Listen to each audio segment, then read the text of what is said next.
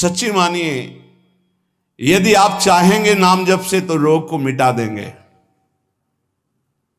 चाहेंगे तो।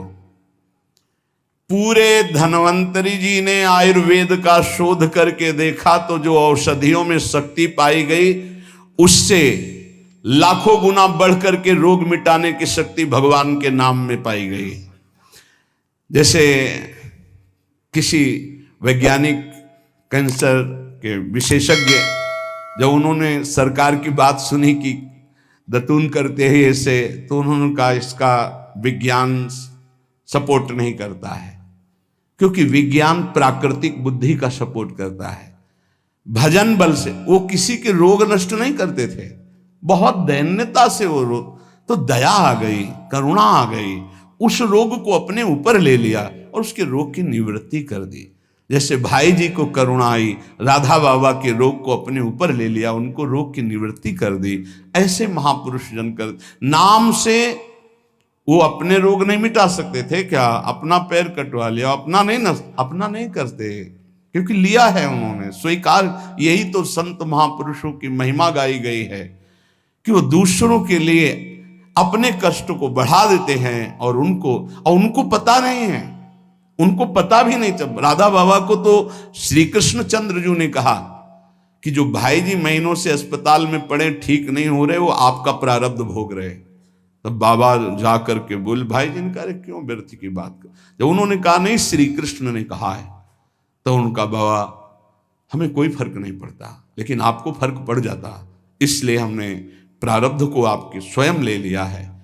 नाम जप से अच्युतानंद गोविंद नामोच्चारण भेषजात नश्यन्ति सकला रोगा सत्यम सत्यम वदाम्यहम्।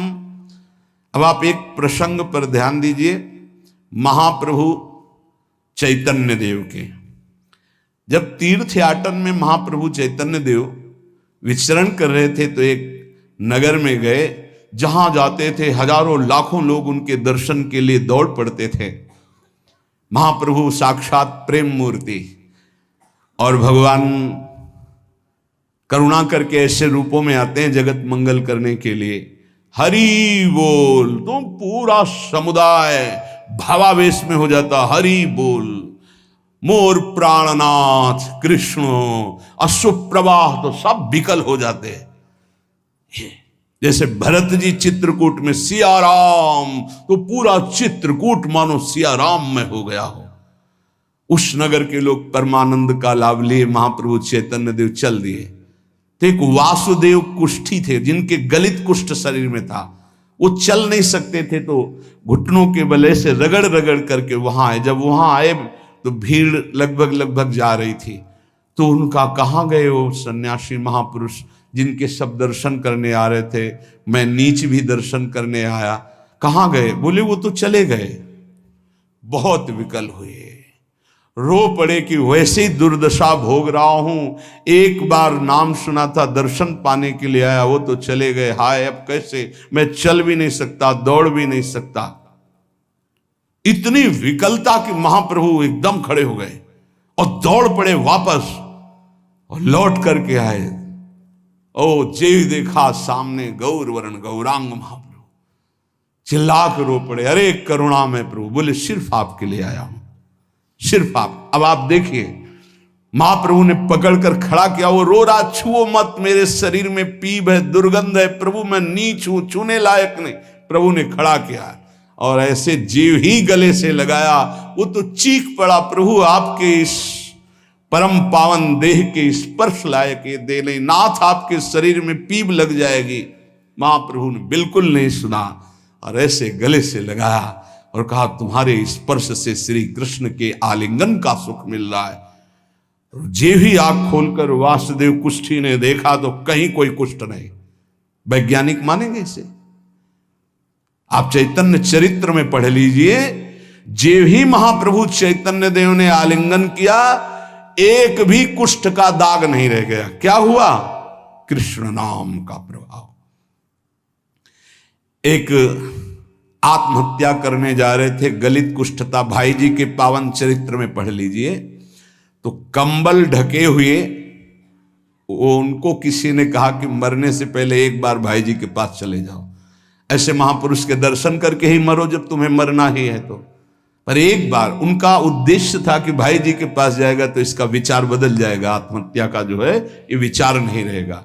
भाई जी ऑफिस में थे, किसी ने कहा कोई बहुत अपने शरीर को ढके हुए केवल आंख दिखाई दे रही और रो रहा है, कह रहा है एक बार भाई जी के दर्शन करा दो।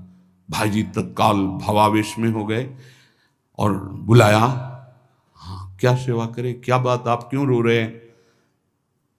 उन्होंने कहा कि प्रभु मैं बहुत पापी और नीच हूं। नहीं नहीं भाई ऐसा मत बोलो, क्या बात है, आप कंबल से अपना मुख क्यों ढके, हटाइए। तो जे भी हटाया तो घाव पीप पूरे शरीर में, गलित कुष्ठ, पापों का बड़ा भारी दंड। सहम गए देखकर भाई जी। उनका नहीं नहीं कोई बात, बोले बस मैं आपके दर्शन करके आत्महत्या करना चाहता हूं, कोई मुझे कहीं समाज में कोई ठौर नहीं, सब मुझे घृणा की दृष्टि से देखते हैं, इसलिए मैं अपने।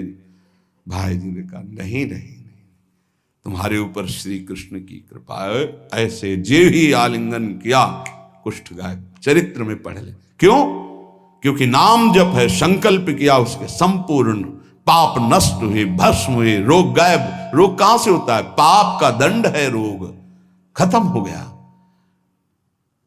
न शाम्ब व्याधिजम दुखम हेयम नान्यौषधैरपि हरिनाम औषधम पीत्वा व्याधिस्त्याज्यो न संशयः। कितना भी बड़ा रोग हो जो किसी और औषधि से न खत्म हो रहा हो और नाम जब किया जाए और संकल्प कर दिया जाए कि ये रोग ठीक हो जाए, तो हरिनाम औषधि से बड़ा असाध्य रोग भी ठीक हो जाता है। बोले कर लो अपनी किडनी ठीक, बीमार तो हो आप। तो सच्ची कहते हैं, वृंदावन में बैठे 100 के 100% में 1% भी इच्छा नहीं कि हमारी किडनी ठीक हो जाए। इससे बड़ा साक्षी हम नहीं दे सकते, क्योंकि वृंदावन हमारा प्राण सर्वस्व जीवन है। 1% 100 में नहीं कि ठीक हो जाए, जैसे चला रहे वैसे चलाओ। अब इससे हमें ठीक होने का तात्पर्य नहीं, क्योंकि जो ठीक होना चाहिए वो ठीक हो गया। हम भले हैं, बुरे हैं, नीच हैं, अच्छे हैं, जैसे हैं, अपनी प्रियाजू के ठिकाना मिल गया गोरे चरणारविंद का, इसलिए भी इसकी जरूरत नहीं है। आप चाहे 100 वर्ष रखो, चाहे 1 सेकंड में इसको बुला लो, कोई परवाह नहीं इसकी। 100 गोपाल शास्त्र नाम का रोज पाठ करते थे, गिरिराज जी की परिक्रमा करते थे, पूरा जीवन हो गया था, और पैरालिस आदेश शरीर में उनके हो गया, लकवा जिसे कहते हैं, लकवा ही तो कहते हैं हिंदी भाषा। तो हरि बाबा, पूज्य बाबा, ये सब जानते थे, इतने बड़े महापुरुष थे, उनके पास गए और अगर बाबा काहे को लीला कर रहे हो, अगर आप संकल्प करो तो पूरे भारत का पैरालिस ठीक हो जाएगा, आप अपने क्यों असमर्थ होकर पड़े हुए हो? तो उनका बाबा विनोद क्यों करते हो? क्या मच्छर मारने के लिए ब्रह्मास्त्र का प्रयोग किया जाता है? अरे ये शरीर छूटेगा आज नहीं तो कल, इसके लिए भगवान नाम और भजन का प्रयोग करें? नहीं। बाबा मुस्कुरा दिए। पर शास्त्रीय सिद्धांत, यदि आप औषधि से भी नहीं ठीक हो रहे हैं तो नाम जप कीजिए और संकल्प कीजिए कि ये रोग ठीक हो जाए, पक्का ठीक हो जाएगा। जब उस पाप की नष्ट करने योग्य आपका भजन बन जाएगा, पक्का ठीक हो जाएगा।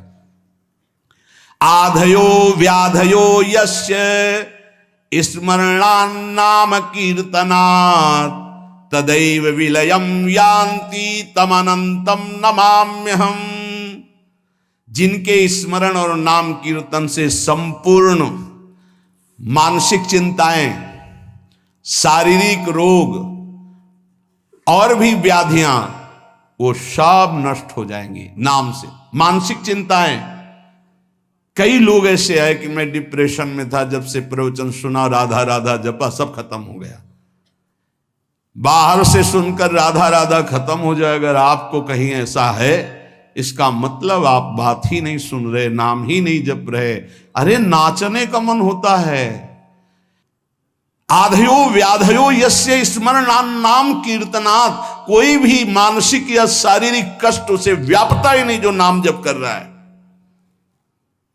सच्ची मानिए, आप पकड़िए, इस बात को पकड़िए। नाम जप से सब कुछ ठीक हो।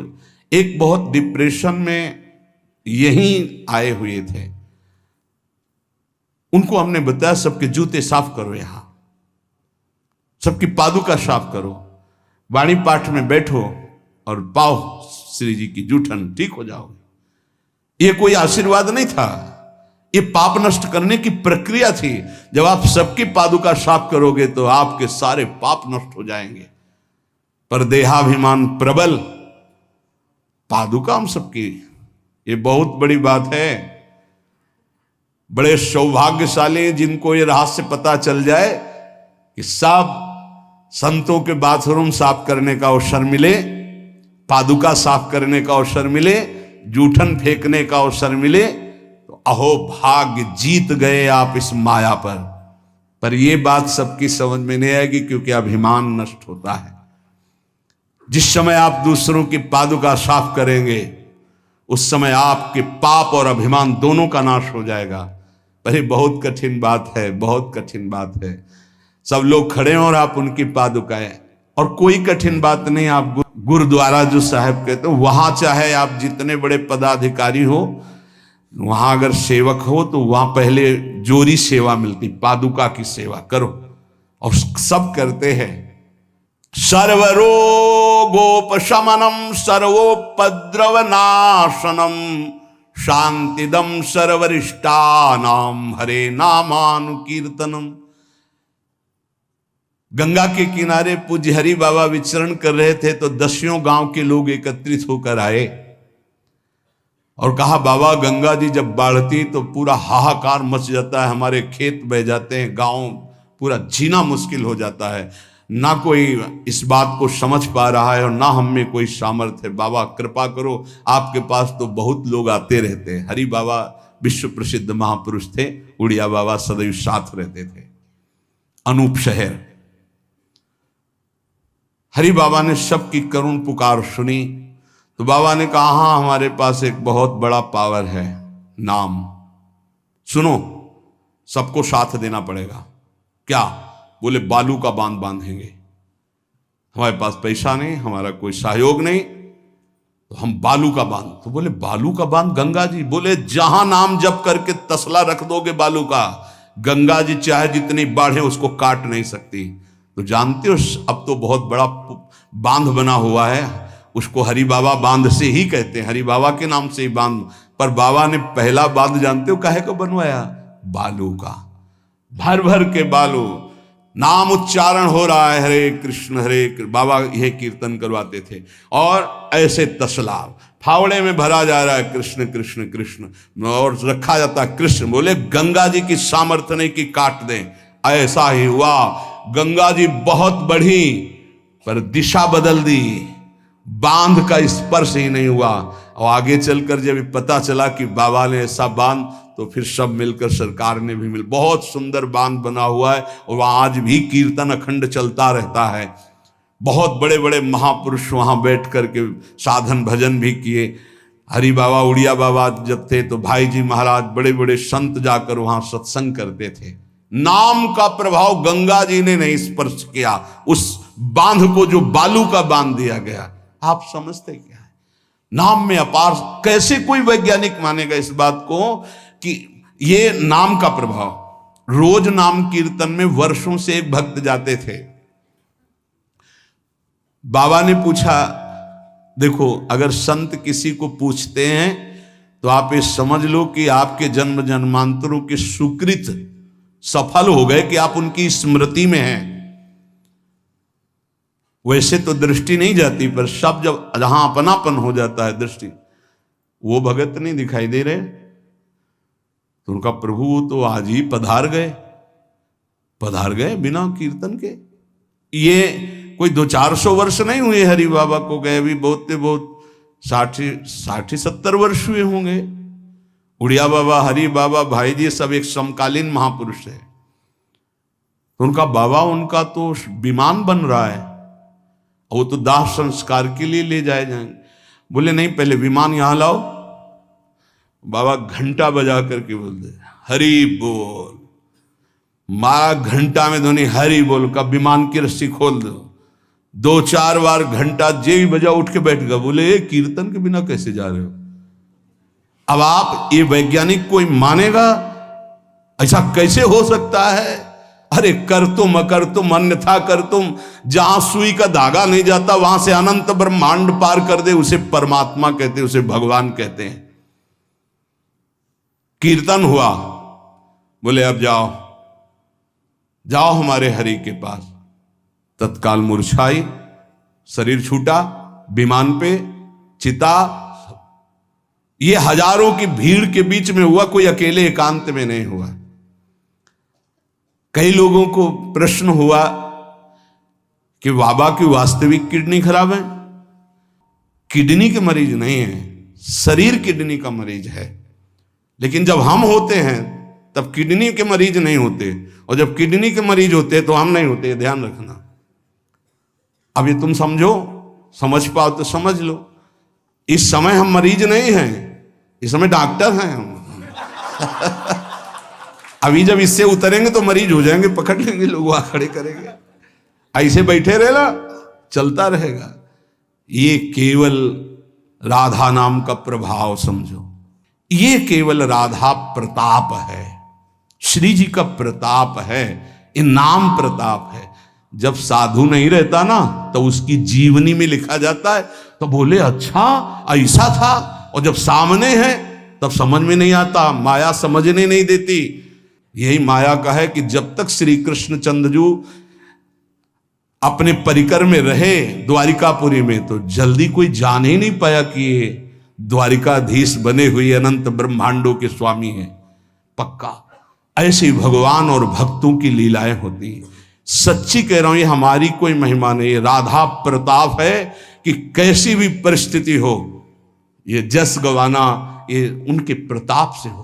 कौन सा ऐसा सर्व रोगापशमनम सर्वोपद्रव नाशनम शांति प्रदम सर्वरिष्टानाम हरिर नामानुकीर्तनम।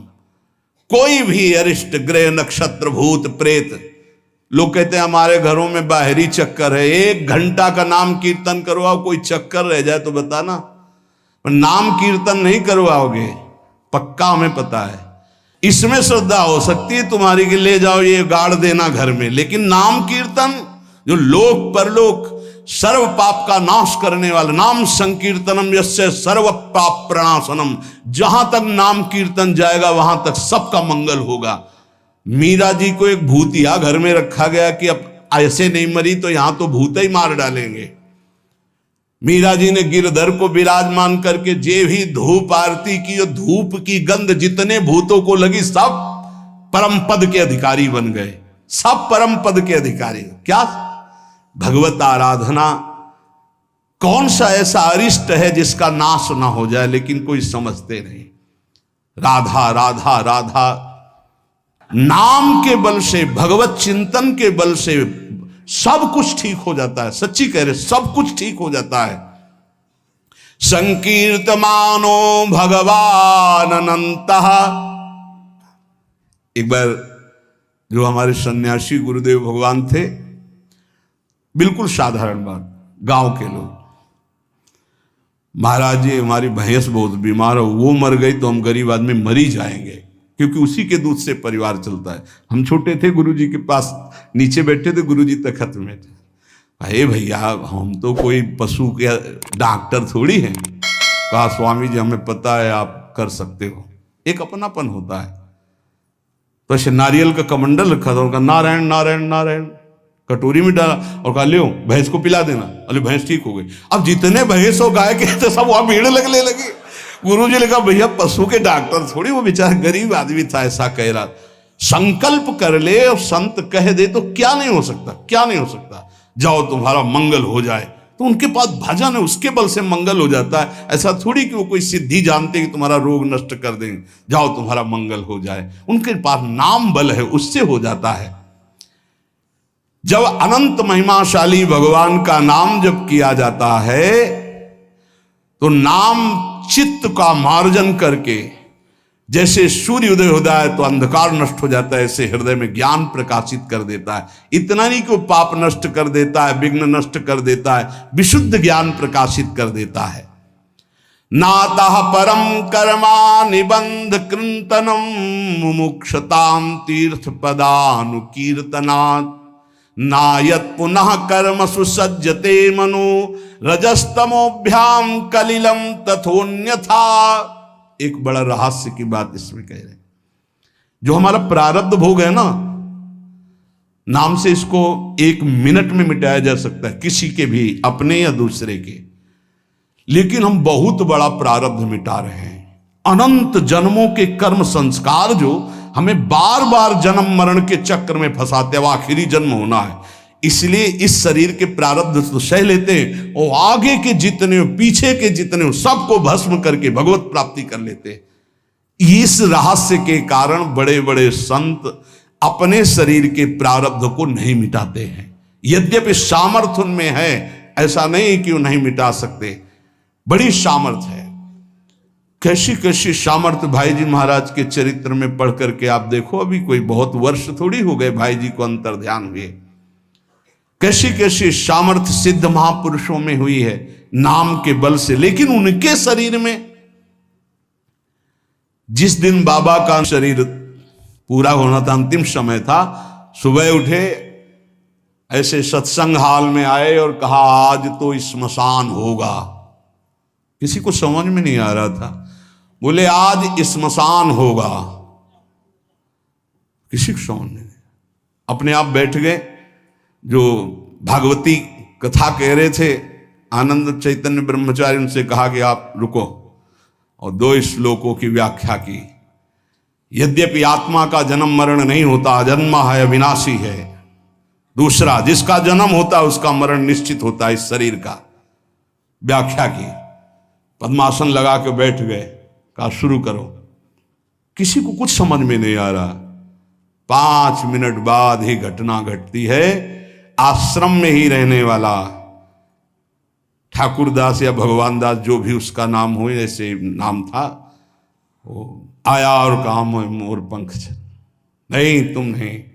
वो गया और गड़ासा लेकर, जिससे चारा काटा जाता है, 6-6 इंच के घाव बाबा के हो गए। इतनी रफ्तार से मारा कि पूरी सभा लगी थी।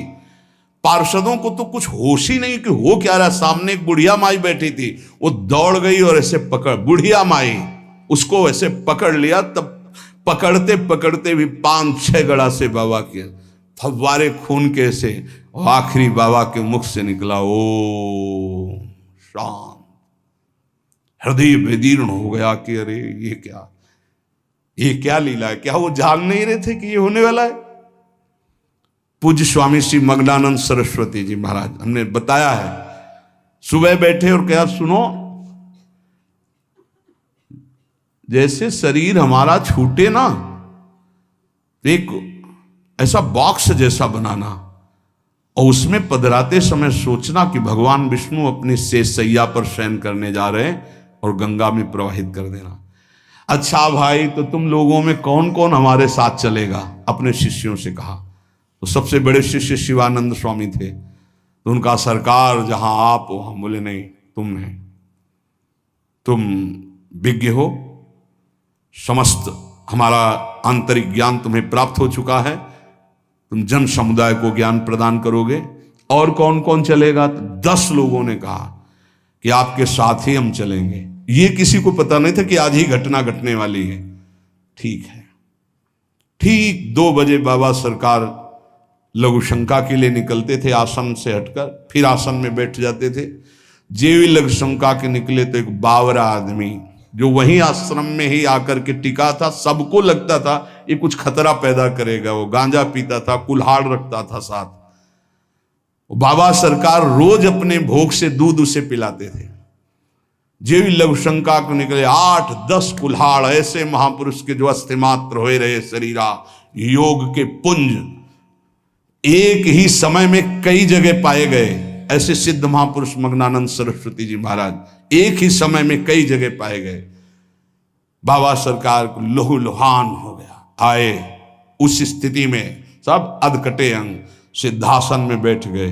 वो पीछे आया और जिन 10 लोगों ने कहा था साथ चलेंगे, सबको मार के, और जिन लोगों को बाबा सरकार ने कहा था नहीं, एक भी खरोच उनके शरीर में नहीं आई, और भाग गया। मानो काल ही ऐसे। उनको पता था ऐसा नहीं कि भजनानंदी महापुरुषों को पता नहीं होता कि अब क्या होने वाला है, पर वो भगवान के रहस्य को वैसे ही रखते हैं जैसा भगवान चाहते हैं। क्या पूरे जीवन भर महान तप, परिणाम अंत में तो ये परिणाम थोड़ी है। भगवान करुणा निधान बड़ी प्रसन्न मुद्रा में पीपल के नीचे, बहेलिए ने देखा श्री चरण का तलवा तो ऐसा उसको भ्रम हुआ कि हिरण का मुख और माला तान के बाण भगवान के चरणों में। जो ही नजदीक गया देखा द्वारिकाधीश भगवान कांप गया। भगवान ने कहा मम इच्छा कह दीन दयाल। तुरंत दिव्य विमान आया और उससे कहा इसका फल है कि तुम परम पद में जाओ। और भगवान अंतर्धान हो रहे, निमित्त बनाकर वो सशरीर भगवान अंतर्ध्यान। भजन करने से इसका कोई लेना देना नहीं रहता कि शरीर को रोग है, कि शरीर कैसे छूटता है। इतने महामहिम बक्सर वाले पूज्य मामा जी महाराज, अद्भुत संत, जिनको मामा जी ही इसलिए कहा जाता था कि जानकी जी पर दृढ़ भाव था, मेरी बहन है, मेरे बहनोई राम जी हैं। शायद इनमें से किसी लोगों ने दर्शन किए, बहुत ही करुणामूर्ति। अगर कोई वैष्णव झुकता है तो लाठी रख करके प्रणाम करें। हमने काशी में और यहां वृंदावन में भी बड़ी सभा में सर्वश्रेष्ठ सम्मान दिया जा रहा था, और जब उनको बोलने को हुआ तो उन्होंने कहा मां अपने गोद पर बेटे को बैठा लेती तो ये कोई सम्मान बेटे का नहीं होता है, ये मां का दुलार होता है। ऐसे आप सब महापुरुषों ने ऐसी वाणी, ऐसी दैन्यता, और शरीर कैसे पूरा हुआ जानते हो। जा रहे थे भगवत कथामृत पान कराने, गाड़ी का ऐसे राधा अंतिम शब्द था जो पास थे, राधा बरसाने से दर्शन करके गए थे, राधा गए। किस हेतु से कैसे जाते हैं इसका निमित्त नहीं, कहां जाते हैं ये बात है। श्री जी के पास गए। नाम सब साधनाओं की त्रुटि को पूरी कर देता है। इसीलिए कल शाम के बहुत आर्त भाव से कह रहे थे कि 10 मिनट घर में कीर्तन कर लिया करो। आपके कमरे का वातावरण भागवती खो जाएगा यदि आप कीर्तन कर लेंगे। पर सुन लीजिए हमारी बात, माइक से कह रहे हैं तो भी नहीं सुनाई दे रहा है, नहीं सुनाई दे रहा है, इसका मतलब आप कर नहीं रहे। अगर करते हैं तो सुन रहे हैं आप। 10 मिनट आप चाहे गृहस्थ हो चाहे विरक्त हो, 10 मिनट कीर्तन कर लीजिए। आपकी कुटिया का वातावरण भागवतिक हो जाएगा, कोई आपको मानसिक विघ्न नहीं होगा। 10 मिनट कीर्तन कीजिए। अगर आप मान ले तो निर्विघ्न आपका समय जाने लगेगा। 24 घंटे में एक बार आपकी कुटिया में ताली या मंजीरा बजना चाहिए और जोर से नाम होना चाहिए, राधा राधा या राधा वल्लभ श्री हरिवंश, या जो और अन्य उपासना वाले हैं अपने उपास्य देव का नाम कीर्तन। जिस कुटिया में रोज नाम कीर्तन होता है उस कुटिया में कोई भी किसी अन्य के परमाणु हमें विक्षेप नहीं डाल सकते। ये रहस्य की बात है, पर कैसे मानोगे? तुम्हारा मन तुम्हारे ऊपर शासन किए तो हमारी बात नहीं मानोगे। यदि हमारी बात आपके ऊपर शासन कर जाए तो आज से शुरू कर दोगे। आपकी कुटिया में 10 मिनट कीर्तन की ध्वनि होनी चाहिए। जैसे बड़े भाग्यशाली जन हैं, कई वर्ष पहले ये हुआ कि जिस कॉलोनी में रह रहे हैं उस कॉलोनी में कीर्तन होना चाहिए। आज भी कीर्तन, कितना सुख मिलता है जब आसपास ये राधा नाम का कीर्तन करते हैं तो हृदय, और 50 लोग पीछे चलते हैं नाम कीर्तन करते हुए, पूरी कॉलोनी में गूंजता है नाम कीर्तन। आप अपनी कुटिया में अपने मंगल के लिए, अपने वातावरण अनुकूलित के लिए, जो आपके दिमाग को भागवतिक बना सके, 10 मिनट नाम कीर्तन कीजिए। मान लीजिए, फिर आप परिणाम देखिए। जोर जोर से नाम कीर्तन कीजिए। नाम से समस्त त्रुटियों की पूर्ति हो जाती है। मंत्र तंत्र तच्छिद्रम देश कालार्ह वस्तुतः सर्वम करोति निश्चिद्रम नाम संकीर्तनम तव। जैसे आप मंत्र जप कर रहे हैं तो आपकी कोई त्रुटि हो गई है, कई तरह की त्रुटि हो जाती है। आप मंत्र जपते जपते कोई बोल दिए, कोई बात कर दिए, निषेध है मंत्र में, जब तक माला पूरा ना हो जाए तब तक नहीं। वैसे भी मंत्र में मान लो कोई शब्द ऐसा जो आप त्रुटि कर दिए हैं, तो जहां आप माला पूरा करें कि 11 माला हो गई, हमारा 21 माला हो गया, तो 5 मिनट नाम कीर्तन करें, तो जितनी भी त्रुटि होगी मंत्र जाप की वो पूरी हो जाएगी। ऐसे ही यज्ञ है, कुछ भी अनुष्ठान है, उस अनुष्ठान के बाद 10 मिनट नाम कीर्तन कीजिए, वो पूर्ण हो जाएगा। कोई भी त्रुटि आपके फल में बाधा नहीं पहुंचा पाएगी यदि नाम कीर्तन हो जाता है हर अनुष्ठान के बाद। यश स्मृत्या च नमोक्त्या तपो यज्ञ क्रियादिषु न्यूनम संपूर्णता में सद्यो वंदे तमच्युतम। कोई भी सत्कर्म में न्यूनता हो गई हो, नाम कीर्तन बाद में कर लो, उसकी पूर्ति हो जाएगी। भगवान अच्युत का नाम सर्व मंगल करने वाला है। भगवान का जो नाम जप करता है तो भगवान उसके ऋणी हो जाते हैं, भगवान ऋणी हो जाते हैं। क्या या बकाया रह गया जब भगवान ऋणी हो गए?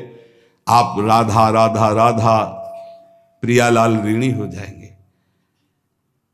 जिस समय गोपीजनों से प्रेम विवश होकर भगवान कहते तो कहते मैं बहुत काल तक आपकी सेवा करूं तो भी आपके ऋण से उऋण नहीं हो सकता।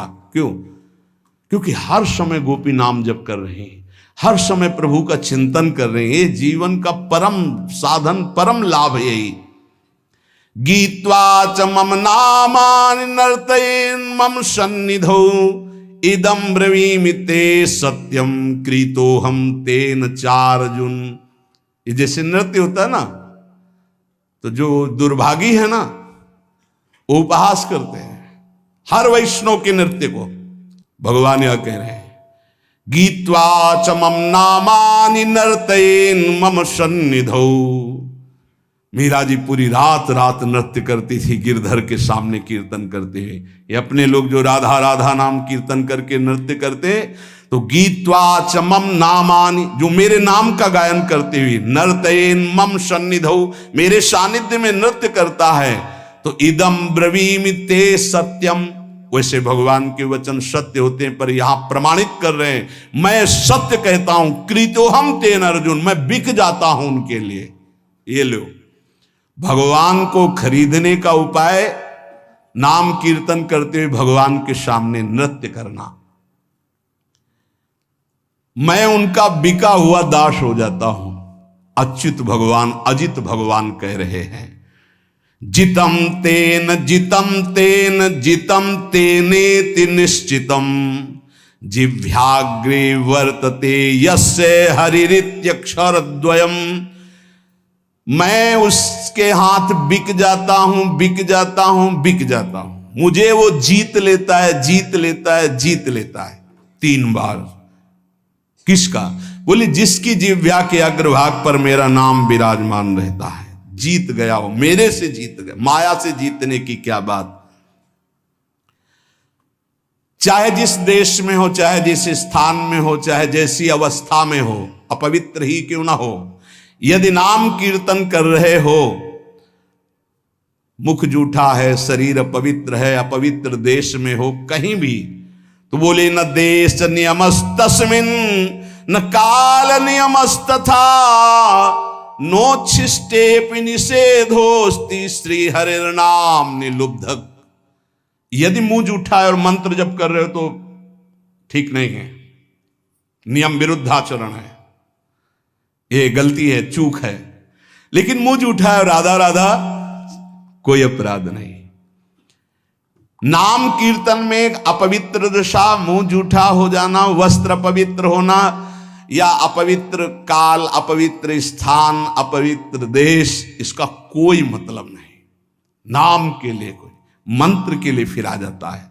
इसलिए नाम सर्वोपरि। चक्रायुधस्य नामानि सदा सर्वत्र कीर्तयेत् ना शौचम कीर्तने तस्य स पवित्र करो यतः। शौच में बैठे हुए हैं आप, कृष्ण कृष्ण कृष्ण कृष्ण, राधा राधा राधा राधा, परम पवित्र, परम पवित्र है। उस समय आप नाम जप कर रहे, जो सदा सर्वदा हरि नाम जपता है, राधा नाम जपता है, वो स्वयं सबको पावन करने की सामर्थ्य रखता है। मंत्र के लिए निषेध, नाम के लिए निषेध नहीं है। किसी भी देश काल अवस्था में, शुद्धि अशुद्धि में आप हर समय नाम जप सकते हैं। जो नाम है वही भगवान है, जो भगवान है वही नाम है, इसमें तुम संदेह मत करना। इसकी बराबरी में न कोई दान है, न कोई यज्ञ है, न कोई तपस्या है, न कोई स्नान है। ये भूतल में महान वरदान है नाम, इसको पकड़ लीजिए। जीवन का सार है। कोई भूत प्रेत पिशाच अग्नि बैताल कोई भी आपको स्पर्श नहीं कर सकता यदि नाम जप कर रहे हैं। नाम जापक के ऊपर किसी का आक्रमण नहीं हो सकता, ध्यान रखना। बहुत बड़े सामर्थ्यशाली प्रेत योनि को प्राप्त होते हैं, उनके आगे फिर कोई मंत्र तंत्र नहीं चलता, लेकिन जो निरंतर नाम जप करता रहता है उसको स्पर्श नहीं कर सकते। भाई जी महाराज समुद्र के किनारे बैठे थे, एक सफेद पोशाक में बहुत ऐसा गणमान्य पुरुष की तरह सामने। तो भाई जी नाम जब माला पूरा हुआ तो कहा, बाबूजी आके बैठ जाइए, खड़े क्यों हैं?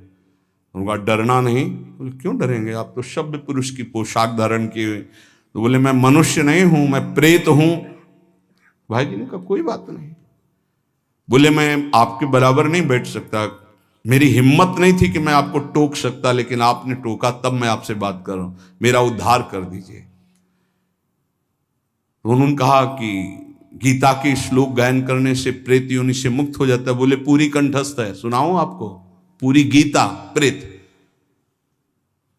उन्होंने कहा मैं साधारण प्रेत नहीं हूं, मैं बहुत अच्छा साधक हूं, समस्त शास्त्रों का ज्ञान रखता हूं, और ये मैं जानता हूं कि आप ही मेरा उद्धार कर सकते हैं। मेरे से कुछ त्रुटियां हो गई जिसके कारण मैं प्रेत योनि को प्राप्त हुआ। तो भाई जी ने कहा फिर मैं श्री कृष्ण से उपाय पूछता हूं।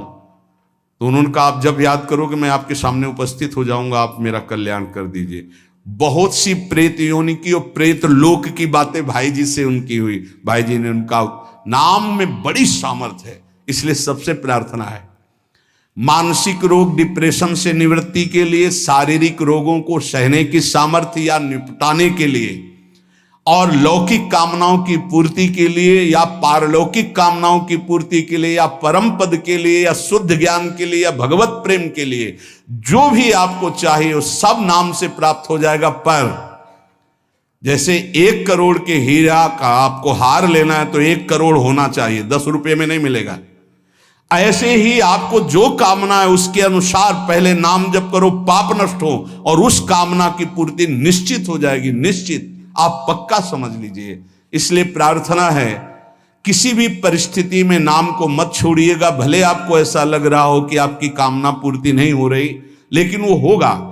आपके पहले पाप नष्ट होंगे तब कामना की पूर्ति होती है, और अगर कहीं कामना ना हुई तो भगवत प्राप्ति करा देगा। इसलिए जैसे भी बने वैसे आप नाम जप करते रहो, मन लगे ना लगे, जो नाम आपको प्रिय हो। या हमारे वृंदावन धाम की रजकण से प्राप्त हुआ आचार्यों की कृपा से महामहिम जो स्वयं श्री कृष्ण जपते हैं, राधा राधा राधा राधा, ऐसा हर समय रटते रहो।